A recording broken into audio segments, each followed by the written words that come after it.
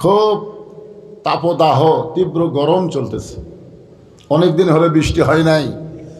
গোটা বাংলাদেশের অনেক জায়গায় বৃষ্টির জন্য নামাজ পড়া হচ্ছে। এখানেও ঘোষণা শুনলেন আগামীকাল সকাল 10টায় নামাজ পড়া হবে। বৃষ্টি চাইতে হবে কার কাছে? এই বৃষ্টি নিয়ে একটা হাদিস আছে। একবার মুসা আলাইহিস সালামের সময় বৃষ্টি হচ্ছিল না, বহুদিন ধরে বৃষ্টি নাই। হাজার হাজার মানুষ মুসা আলাইহিস সালামের কাছে এসে কান্নাকাটি করলো যে আপনি তো সরাসরি আল্লাহর সঙ্গে কথা বলতে পারেন, আল্লাহরে কর না কেন, বৃষ্টি বন্ধ করে দিল। হাজার হাজার মানুষের সামনে নিয়ে মুসা আলাইহিস সালাম বলেন, আল্লাহ তোমার বান্দারা পাপী হতে পারে, কিন্তু তোমার দয়ার তো শেষ নাই। তুমি ইচ্ছা করলে বৃষ্টি দিবার পারো, বৃষ্টি বন্ধ রাখছো কেন? আল্লাহ পাক মুসা আলাইহিস সালামকে বললেন যে বৃষ্টি এখনই দেওয়া হবে, কিন্তু এই সমস্ত মানুষের মধ্যে একটা পাপী লোক বসে আছে। জিনা করছে, মদ পান করছে, মানুষ খুন করছে। দুনিয়ার এমন কোনো পাপ নাই এই পাপ লোকটা করেনি। এই পাপী লোক যতক্ষণ এই মাহফিলে থাকবে ততক্ষণ আল্লাহর বৃষ্টি হবে না। ওরে মাহফিল থেকে তাড়িয়ে দাও, বের করে দাও, তাহলেই বৃষ্টি আমি আল্লাহ দিব। মুসা আলাইহিস সালাম তো চিৎকার করে বললেন যে হাজার হাজার মানুষের মধ্যে পাপীকে, সেই লোকটা মাহফিল থেকে চলে যাও, আল্লাহ বৃষ্টি দিবে। যে পাপী সে বুঝতে পারছে যে আমি পাপী, কিন্তু আমি যদি এখন উঠে যাই তাহলে তো জনগণ বুঝতে পারবে এই পাপী লোক। লোকটা চোখের পানি নিয়ে বলে, মাবুদ আজকে 60 বছর ধরে তুমি আমার পাপকে গোপন করলে। তোমার এক নাম হলো সাত্তার, তুমি গোপনকারী। আমি যে পাপী এইটা এখনো পর্যন্ত তুমি প্রকাশ করো নাই। আজকে তোমার আসমানের বৃষ্টি দেওয়ার কারণে আমি পাপীকে তুমি মাহফিল ত্যাগ করে যেতে বলছো। হাজার হাজার মানুষের সামনে যদি আমি উঠে যাই, আল্লাহ আমি যতই গুনাহগার হই না কেন, আমি তো তোমার বান্দা। আল্লাহ তুমি কি আমারে মাফ করবা না? চোখের পানি নিয়ে বলতেছি, যেই পাপগুলো আমি জীবনে করেছি এই মুহূর্ত থেকে আর পাপ করব না। সঙ্গে সঙ্গে বৃষ্টি শুরু হয়ে গেল। বৃষ্টি শুরু হয়ে গেল। মুসা আলাইহিস সালাম বললেন, আল্লাহ কেউ তো উঠলো না, তারপরে বৃষ্টি দিয়ে রাখেন। বলে যার জন্য বৃষ্টি বন্ধ ছিল তার কারণেই বৃষ্টি দেওয়া হলো। আজকে আমাদের বাংলাদেশে যে যুবকেরা কোরআনের মাহফিল করেছে, শুধু কোরআনের মাহফিল করলেই তাদের দায়িত্ব শেষ হয়ে যায় না।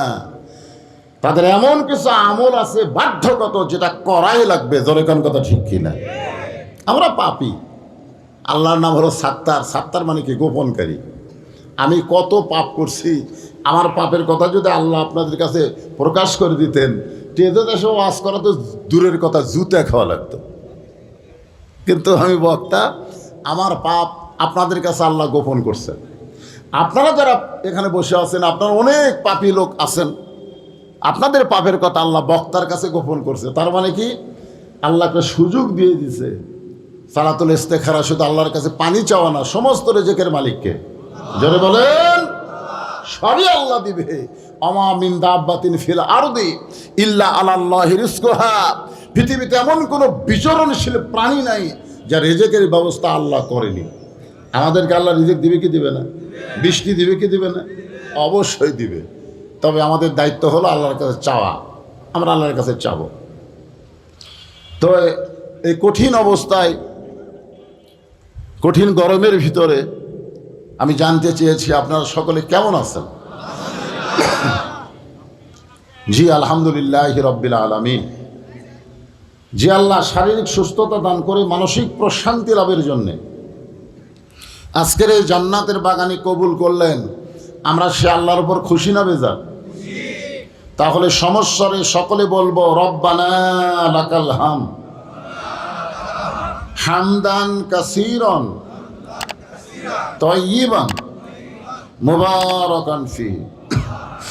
আমরা প্রশংসা করলাম কার? আপনাদের মাঝে একজন বললেন, হুজুর আপনি কেমন আছেন? এটা হলো সৌজন্যবোধ, এটা বলতে হবে। খালি শ্রোতারা ভালো থাকলে হবে না, বক্তাদেরকেও ভালো থাকা লাগবে। যেরকম ঠিক কিনা? হ্যাঁ, তা আলহামদুলিল্লাহ আমরা আল্লাহর দরবারে প্রশংসা সবসময় এই কারণেই বেশি বেশি করব যে আল্লাহ আমাদেরকে মুসলমানের ঘরে মুসলমান হিসাবে কবুল করেছেন। খুশি না বেজার? কিন্তু মুসলমানের ঘরে থাকার পরেও আমরা অনেক সময় মনে হয় বেজার। অনেক সময় কি বেজার হন নাকি আপনারা? পৃথিবীতে যত ধর্মই থাক কোনোটাই ধর্ম না, কোনোটাই ধর্ম নয়। একথা কার? আল্লাহ। জোরে বলেন কার? ওয়ামাইয়াবতাগি গায়রাল ইসলাম দীনান ফালাই ইউকবালা মিনহু। ইসলাম ছাড়া অন্য কোনো ধর্ম কেউ যদি গ্রহণ করে আল্লাহ বলেছেন সেটা কবুল করা হবে না। আয়াত দিয়ে আল্লাহ বুঝাই দিলেন পৃথিবীতে যতই ধর্ম থাক একটাই ধর্ম, তার নাম কি? আর সেই ইসলামের মধ্যে আমরা মুসলমান। খুশি না বেজার? মাশাআল্লাহ। আল্লাহর প্রশংসা করার কারণ হলো আল্লাহ আমাদেরকে বিশ্বনবীর উম্মত হিসাবে কবুল করেছেন। হেদায়েত স্বরূপ আল্লাহ তাআলা আমাদেরকে কোরআন শরীফ দান করেছে। খুশি না বেজার? যে কোরআনের তাফসীর শুনবেন সে কোরআনের কথা শুনে বেজার হলেন? শুধু কোরআন শোনার জন্যে আল্লাহ দুনিয়াতে প্রেরণ করে নাই, এই কোরআনকে গ্রহণ করার জন্য আল্লাহ তাআলা আমাদেরকে দিয়েছেন। আল্লাহ কোরআনে বলেছেন সামিনা, শুনতে হবে, পাতানা, গ্রহণ করার নিয়তে। আপনারা যে বসে থেকে কোরআন শুনতেছেন আপনার তো একটা পরিবেশ পাচ্ছেন, প্রকাশ্যে আলোর মধ্যে বক্তা কোরআনের আলোচনা করে, আপনারা বসে বসে শোনেন। কিন্তু পরিবেশ ছিল না, নবী ঘরের মধ্যে কোরআন পড়ে আর আবু জাহেল চোরের মতন বাহিরে অন্ধকারে দাঁড়িয়ে থাকা শোনে। পরিবেশ ভালো?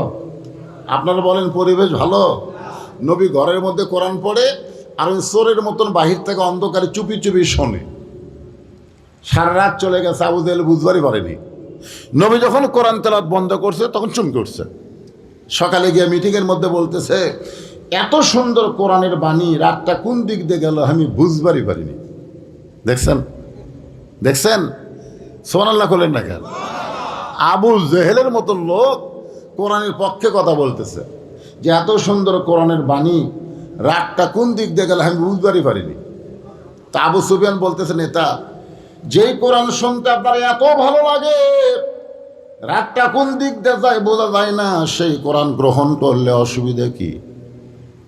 আপনারা যারা কোরআন শরীফ শুনতেছেন খালি শুনেই যাবেন না এটা ধরবেন? এটা লাগবে না, থাক নিজেরা খালি শোনা যাবেন না ধরবেন? এই যুবকের, এই যারা কোরআনের মাহফিল করতেছ তোমরা খালি কোরআন শরীফ শুনবা না ধরবা? বাংলাদেশের এটাই হলো সমস্যা, খালি শোনা উল্লাহ শোনা যাবে, আল্লাহর কোরআনকে ধরবে না। কোরআনকে ধরতে গেলেও একটা নিয়ম আছে। নিয়ম কি কন্ত? লা ইয়ামাসসুহু ইল্লাল মুতাহহারুন। ততক্ষণ পর্যন্ত তোমরা কোরআন স্পর্শ করতে পারবে না যতক্ষণ পবিত্র না হবা। যেই কোরআন ধরতে গেলে পবিত্র হতে হয় সেই কোরআনের ক্ষমতা আছে না নাই? যারা কেন আছে না নাই?